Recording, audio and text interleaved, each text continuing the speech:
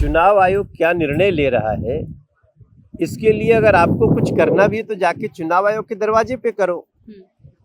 वहां जाने की तो इन लोगों की हिम्मत नहीं है। इलीगल घुसपैठिए वोटर कैसे बन सकते हैं? इस देश की पूरी लोकतांत्रिक व्यवस्था चरमरा जाएगी। चुनाव आयोग की कार्रवाई से जो डर रहा है वो निश्चित रूप से गलत को सपोर्ट करने की कोशिश है। आप बांग्ला भाषी के रूप में बांग्लादेशी को तो नहीं घुसा सकते हैं। एसआईआर को लेकर जो लोकसभा में लगातार हंगामा हो रहा है, लॉक जैम हो चुका है। हमारे साथ बीजेपी के सांसद हैं मनोज तिवारी साहब। सर, ये जो राहुल गांधी ने कल इतना बड़ा जो इतनी सारी हिस्ट्री लेकर आए हैं कर्नाटक के मार्फत, आपका क्या कहना है?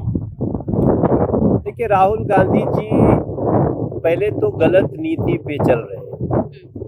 चुनाव आयोग देश की एक स्वायत्त शासी संस्था है। चुनाव आयोग क्या निर्णय ले रहा है, इसके लिए अगर आपको कुछ करना भी है तो जाके चुनाव आयोग के दरवाजे पे करो। वहां जाने की तो इन लोगों की हिम्मत नहीं है, क्योंकि संसद में एक अपना प्रिविलेज होता है, तो जो चाहे वो कह दो। जैसे ही ये चुनाव आयोग के सामने जाएंगे तो चुनाव आयोग कार्रवाई करेगा, क्योंकि चुनाव आयोग चुने हुए प्रतिनिधियों के लिए उससे बड़ा कोई संस्था नहीं है। और जो भाषा का उपयोग कर रहे हैं राहुल गांधी जी, वो इतनी ओछी हरकत है जो ये राहुल गांधी जी ही कर सकते हैं। दूसरा कोई सस्तर का नेता उसको शोभा नहीं देता है। रही बात एसआईआर की, स्पेशल इंटेंसिव रिवीजन हर साल होती है।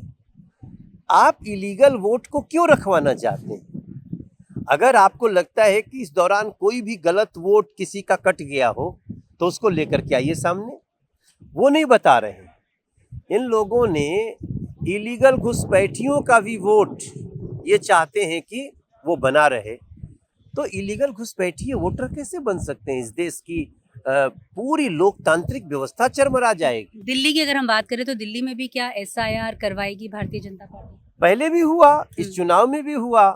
लगभग 4.5 लाख वोट काटे गए और लगभग 1.5 से 2 लाख नए वोट जोड़े गए।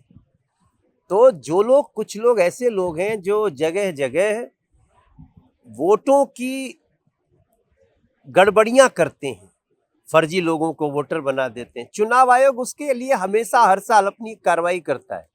तो चुनाव आयोग की कार्रवाई से जो डर रहा है वो निश्चित रूप से गलत को सपोर्ट करने की कोशिश कर। सर, जो विपक्षी पार्टीज कह रही हैं कि जो बांग्ला स्पीकिंग मेड्स हैं जो दिल्ली में काम कर रही हैं, एनसीआर में काम कर रही हैं, उन्हें टारगेट किया जा रहा है। बिल्कुल नहीं। बांग्ला स्पीकिंग, पश्चिम बंगाल हमारा राज्य है, वहाँ के महिला पुरुष कहीं भी जाके काम कर सकते हैं। लेकिन उनको ये तो बताना होगा ना कि मैं बांग्ला भाषी हूँ और मैं बांग्लादेश से नहीं आई हूँ। अगर ये चेक किया जा रहा है तो किसी को क्या परेशानी है?